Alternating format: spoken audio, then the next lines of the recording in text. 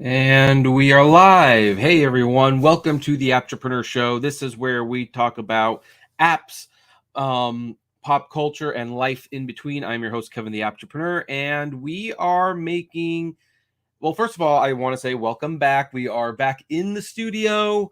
We are no longer live in Sacramento. We are now back in the office where we can have better looking videos, maybe longer videos, and also we can go on locations through the comfort of our own living room. Today we are in front of Sony PlayStation headquarters, and that is going to be important because, well, we have to talk about the PlayStation 5. Now, I do a lot of things that some of my viewers don't necessarily agree with. I mean, they like what I have to say. We enjoy ourselves, but one of the issues that I have had with some of my watchers, and other people who watch my channel, who they actually make YouTube videos responding to this particular topic, involves PlayStation 5 scalping. I have not made it a secret, or at least it's not been a secret, I should say, that I scalp PlayStation 5s. I also scalped Xbox Series X's. I scalp video games. I scalp collectibles. I scalp things. It makes perfect sense to do so, because if you can buy something for a price and then turn around immediately and sell it for 2 to 3 times that price, maybe even more, then why wouldn't you do that? Like, seriously, why wouldn't you do that? Now, I have people tell me that say that you are part of the problem. When they say you, they mean me.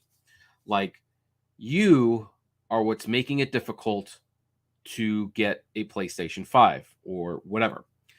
You are what's making the shortage problem difficult.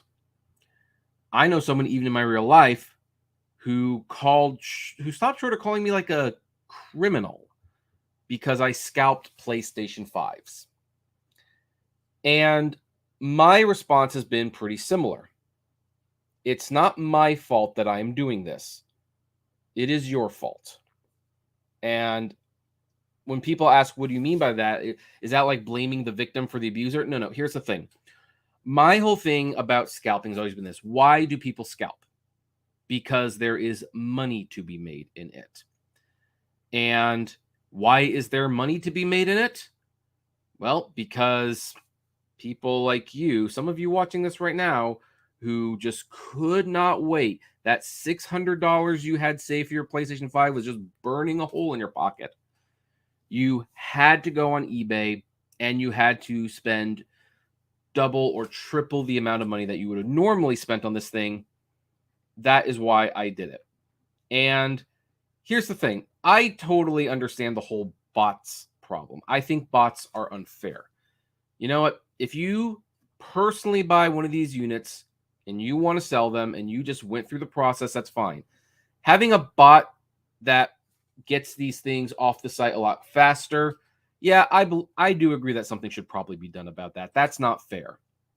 But at the end of the day, if it sells out on something and you know there's going to be more in stock, my advice is just wait. You might be waiting a while, and Lord knows, 3 years later, past the launch date, and these systems are still hard to find. Oh boy, it turns out you were going to be waiting a while. But my whole thing was, look, if you wait a little while, eventually you will get one. Basically, the reason people scalp is because you are willing to give them more money than what they paid for it. And in my opinion, that's what really creates the problem. And finally, the day has come where, at least barring any strange changes, I will no longer be scalping PlayStation 5s. Now, is it because I have come to my senses and realized that I'm contributing to a problem? No.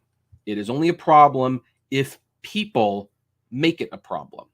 Like, if I bought all the PlayStation 5s that I bought and nobody bought them for enough money that I could make money from them, I would have either stopped doing it a long time ago or I would have lost some money. And a lot of people would have been in the same boat.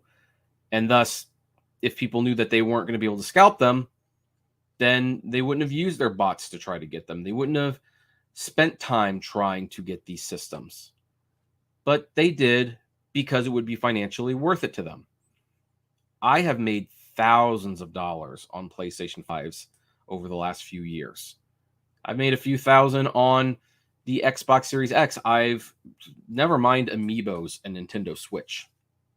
But today it comes to an end. I stopped scalping the Xbox Series X's a while ago, and the Amiibos are still kind of going on, especially when there's a new one.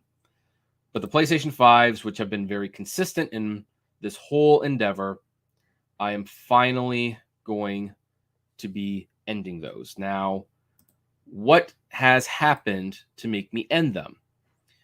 Is the system in stock, plentiful, wherever you can go? No. In fact, it is still very, very difficult to get a PlayStation 5. It's extremely difficult. But I'm going to show you the one thing that could bring this all to an end, barring the system being available anywhere where you could just pick it up. And yes, I agree that if Sony had enough systems available at launch and had enough systems to meet demand the last couple of years, this problem probably wouldn't have ballooned to the point that it did. That definitely plays a major role. But the second half of the role was all in your hands, and I'm going to show what you have done to effectively make this not worth my time anymore. So this is eBay, and what I have done is I have altered the search results for PlayStation 5 console to ending soonest. So what do we see here? Okay, we have a PlayStation 5 Horizon. This is going to end. Well, actually, I think this ended like a few minutes ago, but it was minutes away when I brought this up at $540. This system cost $550 plus tax. To break even on this item after eBay takes their fees and all that jazz, you have to sell this thing for $650. It doesn't look like they came close. This person, whose auction will be ending in like 20 minutes or something like that, is at $525. This one also has some games with it. So this person's going to lose money. What about this person? There's no bids on this one. $600. Now, this does not have the Horizon game in it, so $600 is what you would need to sell it for to break even. And if he gets a bid, he will break even on it. But you're not here to break even. You're here to make money. Here's another one, $570. Okay, you're a little above what you paid for it, kind of. I mean, there's tax involved with this. Like I said, this thing needs to sell for $650 for this person to break even. It doesn't look like he's going to break even on that one. This one, $750, no bids. This one, $250. Now, this one does have two bids at $650. And some people might be going like, okay, well, so clearly some people are still doing that. But let me kind of show you something that maybe you didn't notice before. Because the bids are clearly not going as high as people would like, the sellers, aka the scalpers, are starting to get a little sneaky. Now, this I don't necessarily agree with. This person is charging $76.85 for shipping. Same here.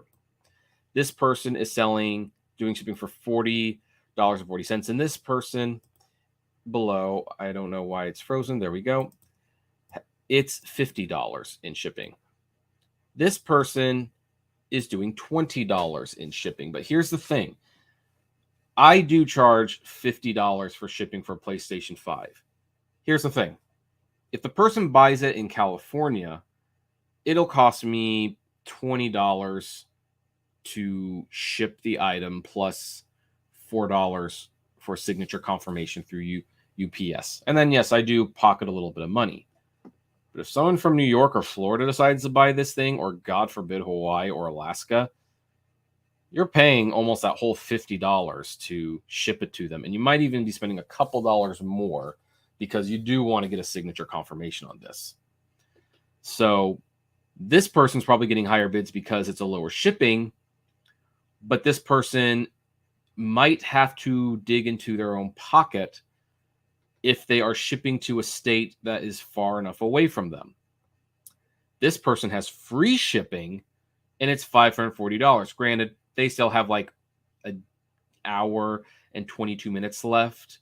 So they could get up to 600. And it should also be noted that this digital edition right here doesn't cost $500.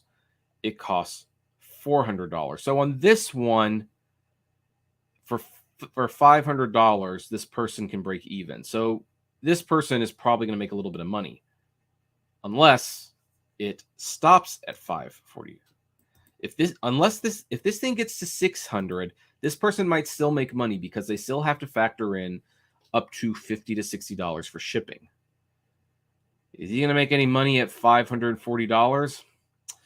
That would be a tough one. Let's go down to a little bit more, a couple more. Okay, look, this person is charging the auction at $730 with $108.39 in shipping. This person is clearly price gouging people. Now, if this person gets a bid, he's making money, but no one's bidding, and it's got a couple hours left. Let's look at this one. 3 hours left. This one has 18 bids. For some reason, they decided $2 was enough to ship on this one, and it's at $530. So as you can see online, now this one got up to $590. So this person is getting pretty close. And this one's a little scary. This one is at $450 and $100. If this person makes one bid, they're going to lose money because even the $100 shipping is not going to cover eBay's fees and the shipping costs. So here's the bottom line. The PlayStation 5 is officially not profitable anymore. I mean, unless you get a deal on a brand new model, then it's kind of a done deal.